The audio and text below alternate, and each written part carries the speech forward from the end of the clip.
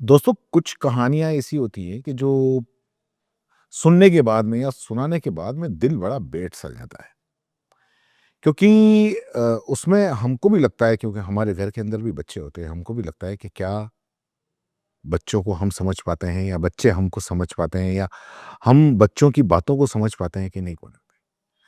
तो अक्सर ऐसी खबरें सुन के, ऐसी कहानी सुन के या सुना के बड़ा दिल बड़ा हौल सा जाता है, लेकिन फिर भी सच कहना ज़रूरी है, क्योंकि जो हमारी आँखों के सामने हो रहा है, उसे अनदेखा करने की सबसे भारी कीमत मासूम बच्चे चुकाते हैं।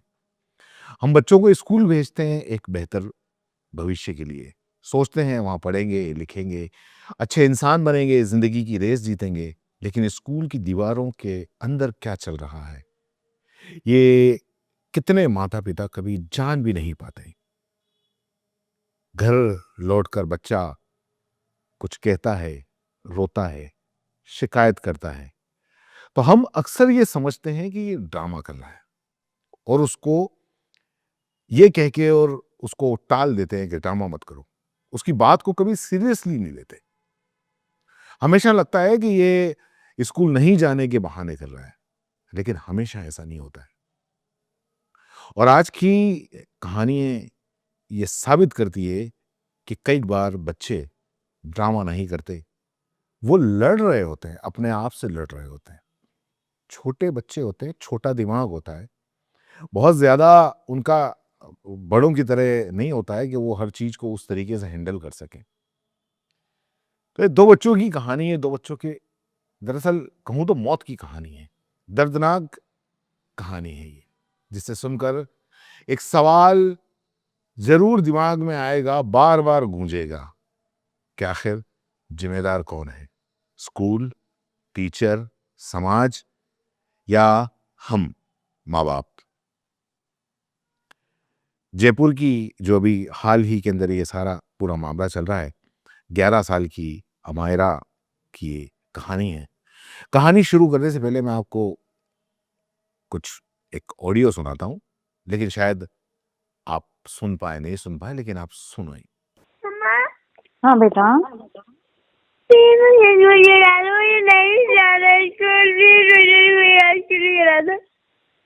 क्यों नहीं जाना स्कूल आपको? नहीं घर नहीं जा सकती आज रोज कोई ना कोई मेरी कंप्लेंट कर रहा है, मुझे कभी ना रात करने वाले हैं, यार मैं क्या करूं? नहीं कौन कंप्लेंट कर रहा है आपकी? प्लीज मुझे अपने दोस्त से स्कूल लेके एडमिशन दिला दो यार, प्लीज मैं नहीं कर सकती।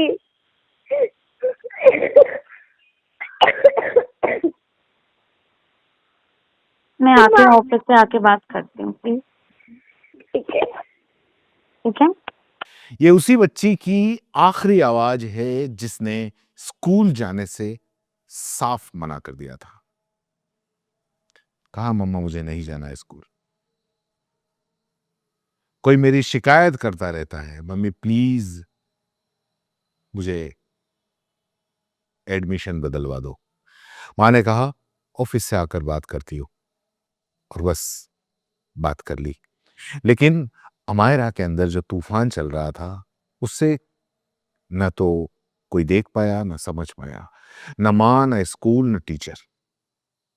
और ये जयपुर की निर्जा मोदी स्कूल, देश की टॉप स्कूलों के अंदर गिना जाता है। बहुत पैसा लेते हैं ये लोग।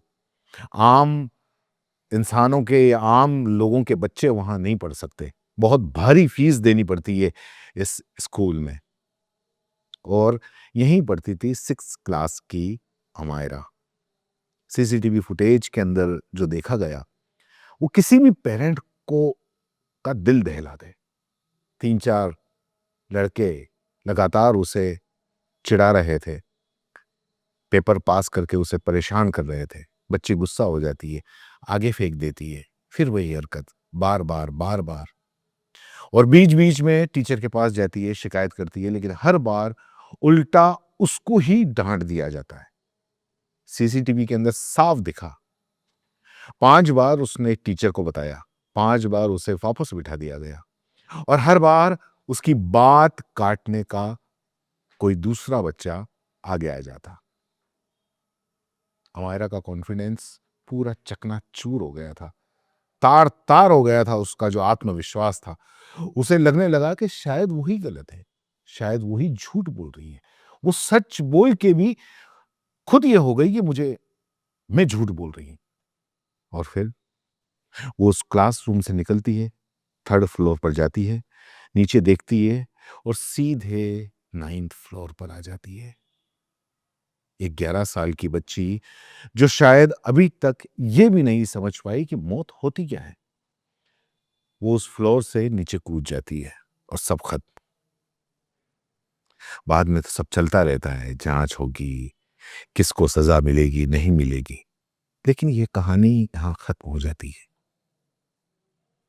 बाद में कानून जो है वो अपनी कार्रवाई करेगा करेगा, ठीक है, लेकिन एक मासूम बच्ची वो चली गई।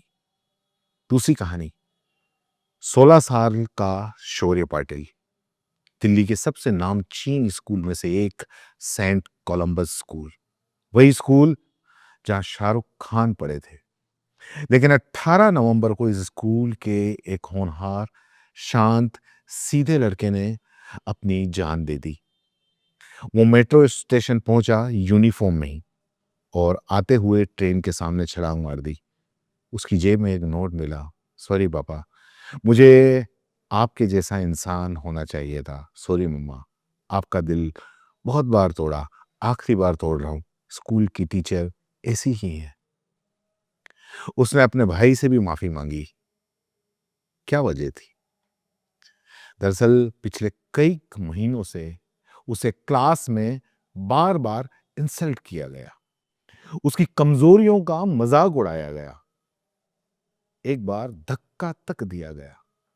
वो गिरा तो टीचर बोली, ड्रामा मत करो, बाहर जाओ। माँ बाप को बुलाकर धमकाया गया कि लास्ट टाइम है वरना निकाल देंगे स्कूल से। उसके मन में एक ही बात बैठ गई, मेरी गलती नहीं, पर कोई मेरी बात मानता क्यों नहीं?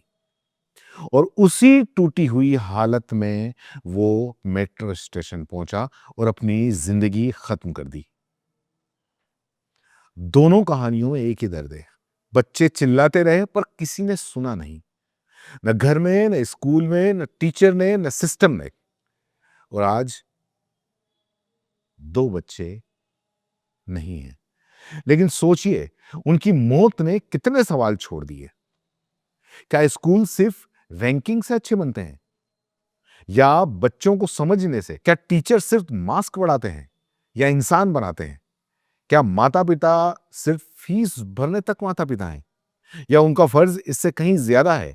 हर बच्चा टॉपर नहीं हो सकता, हर बच्चा प्यार, समझ और सुरक्षा पाने का लायक जरूर है। वो अगर हम बच्चों की बात न सुने, उन्हें न समझे, उन्हें बस रेस में धकेलते रहें, तो याद रखिए अगर बच्चा ही नहीं रहेगा तो रेस में दौड़ाएंगे किसको? ये कहानी सिर्फ अमायरा या शौर्य की नहीं है, ये चेतावनी है हर पेरेंट के लिए, हर टीचर के लिए, हर स्कूल के लिए, पूरे समाज के लिए। बच्चों को समझना बहुत जरूरी है। बच्चों को नहीं समझोगे, उनकी छोटी छोटी बातों को नहीं समझोगे, बच्चे टूट जाएंगे। और टूटने के बाद में, क्योंकि उनकी ज्यादा समझ होती नहीं है, वो ऐसे कदम उठाते हैं। इसलिए आप माँ बाप हैं तो महंगी स्कूल में पढ़ा के आप अपनी जिम्मेदारी से भाग नहीं सकते कि आप महंगी स्कूल में पढ़ा रहे हैं। आप कोई एहसान नहीं कर रहे हैं। एक बात बता दूं, कोई भी माँ बाप महंगी स्कूल में बच्चे के लिए नहीं पढ़ाता। बच्चा नहीं कहता है कि मुझे महंगी स्कूल में पढ़ाओ, वो खुद अपना स्टेटस समाज में दिखाने के लिए पढ़ाता है कि मेरा स्टेटस इतना बड़ा है कि मैं अपने बच्चे को इतनी बड़ी स्कूल के अंदर पढ़ा रहा हूं।